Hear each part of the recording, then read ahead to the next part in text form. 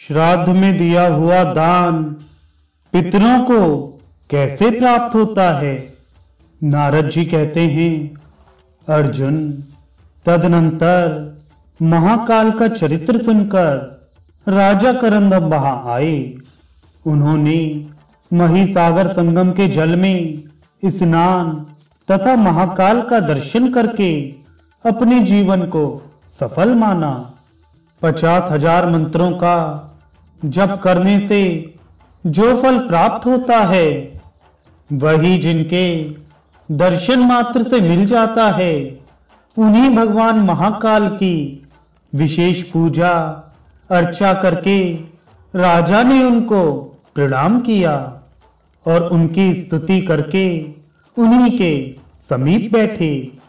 तत्पश्चात भगवान शिव के वचन का स्मरण करके मुस्कुराते हुए महाकाल जी ने राजा की अगवानी की और स्वागत सत्कार पूर्वक उन्हें अर्घ्य प्रदान किया। फिर कुशल प्रश्न के पश्चात जब राजा सुखपूर्वक बैठे तो उन्होंने महाकाल जी से पूछा, भगवान, मेरे मन में सदा यह संशय बना रहता है कि मनुष्यों द्वारा पितरों का जो तर्पण किया जाता है, उसमें जल तो जल में ही चला जाता है, फिर हमारे पूर्वज उससे तृप्त कैसे होते हैं? इसी प्रकार पिंड आदि का सब दान भी यहीं देखा जाता है। अतः हम यह कैसे मान लें कि यह पितर आदि के उपभोग में आता है? महाकाल ने कहा, राजन, पितरों और देवताओं की योनि ही ऐसी होती है कि ये दूर की कही हुई बातें सुन लेते, दूर की पूजा भी ग्रहण कर लेते और दूर की स्तुति से भी संतुष्ट होते हैं। इसके सिवा वे भूत, भविष्य और वर्तमान सब कुछ जानते और सर्वत्र पहुंचते हैं।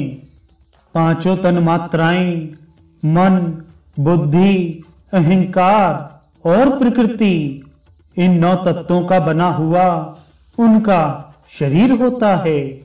इसके भीतर 10वें तत्व के रूप में साक्षात भगवान पुरुषोत्तम निवास करते हैं। इसलिए देवता और पितर गंध तथा रस तत्व से तृप्त होते हैं, शब्द तत्व से रहते हैं तथा स्पर्श तत्व को ग्रहण करते हैं और किसी को पवित्र देखकर उनके मन में बड़ा संतोष होता है। जैसे पशुओं का भोजन तृण और मनुष्यों का भोजन अन्न कहलाता है, वैसे ही देव योनियों का भोजन अन्न का सार तत्व है। संपूर्ण देवताओं की शक्तियां अचिंत्य एवं ज्ञान गम्य हैं, अतः वे अन्न और जल का सार तत्व ही ग्रहण करते हैं। शेष जो स्थूल वस्तु है वह यहीं स्थित देखी जाती है।